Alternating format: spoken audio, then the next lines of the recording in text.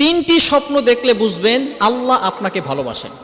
ভালো করে বুঝেন, তিনটি স্বপ্ন যদি আপনি দেখেন বুঝবেন যে আল্লাহ আপনাকে মহাব্বত করেন, আল্লাহ আপনাকে ভালোবাসেন।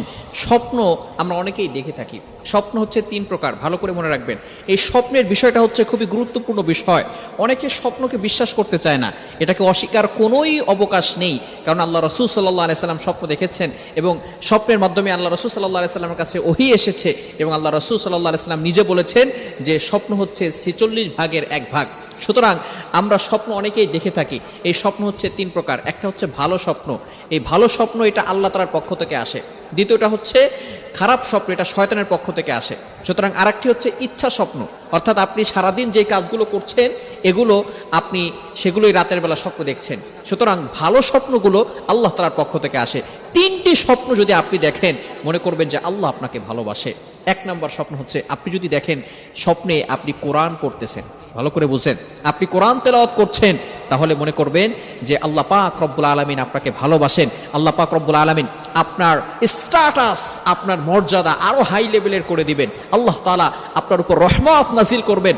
আপনার শান্তি নাই, আল্লাহ পাক রব্বুল আলামিন আপনার জন্য সুখের ব্যবস্থা করবেন। আল্লাহ পাক রব্বুল আলামিন আপনার উপর রহমত বৃষ্টির মতো নাজিল করে দিবেন এবং আপনার সম্মান আরো আল্লাহ তাআলা বাড়িয়ে দিবেন যদি আপনি স্বপ্ন দেখেন কোরআন শরীফ পড়তেছেন।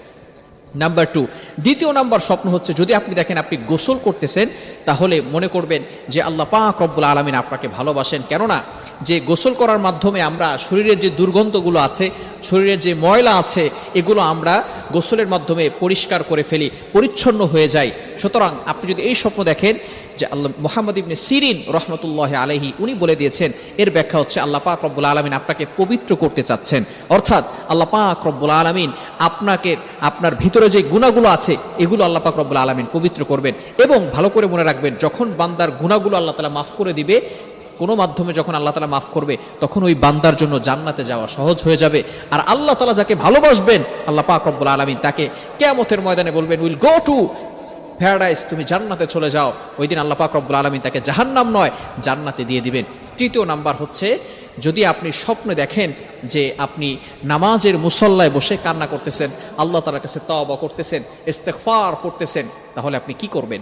এই ক্ষেত্রে আপনার ব্যাখ্যাটা হচ্ছে যে অবশ্যই আল্লাহ তাআলা আপনাকে ভালোবাসেন এবং আল্লাহ পাক রব্বুল আলামিন আপনি যেই বিষয় নিয়ে কান্নাকাটি করতেছেন, আল্লাহ পাক রব্বুল আলামিন আপনার যে চাওয়াগুলো আছে, আকাঙ্ক্ষাগুলো আছে, আল্লাহ পাক রব্বুল আলামিন সেগুলো কবুল করবেন, আপনার গুনাহ খাতা মাফ করে দিবেন এবং আপনার জন্য জান্নাতে যাওয়ার পথ সহজ করে দিবেন। সুতরাং এই স্বপ্নগুলো যদি আমরা দেখি তাহলে মনে করব আল্লাহ আমাদেরকে ভালোবাসে। এখন যদি খারাপ স্বপ্ন দেখি তাহলে আমাদের কি করণীয়? যদি খারাপ স্বপ্ন আপনি দেখেন তাহলে মনে করবেন এটা শয়তানের পক্ষ থেকে আসছে, এটা আল্লাহ তাআলার পক্ষ থেকে নয়। এজন্য আমরা সবসময় খারাপ স্বপ্ন দেখলে ঘুম থেকে ওঠার পরেই আউযু বিল্লাহি মিনাশ শাইতানির রাজিম পড়ব এবং বাম কাতে থুতু নিক্ষেপ করব, বাম দিকে থুতু নিক্ষেপ করব এবং যে দিকে ফিরে স্বপ্ন দেখেছি তার বিপরীত দিক হয়ে ঘুমিয়ে যাব। তাহলে আল্লাহ পাক রব্বুল আলামিন খারাপ স্বপ্নের যেই প্রভাব আছে সেগুলো থেকে আমাদেরকে হেফাজত করবেন। আল্লাহ তাআলা আমাদের সকলকে এগুলো বুঝে আমল করার তৌফিক দান করেন। সকলে বলেন আমিন।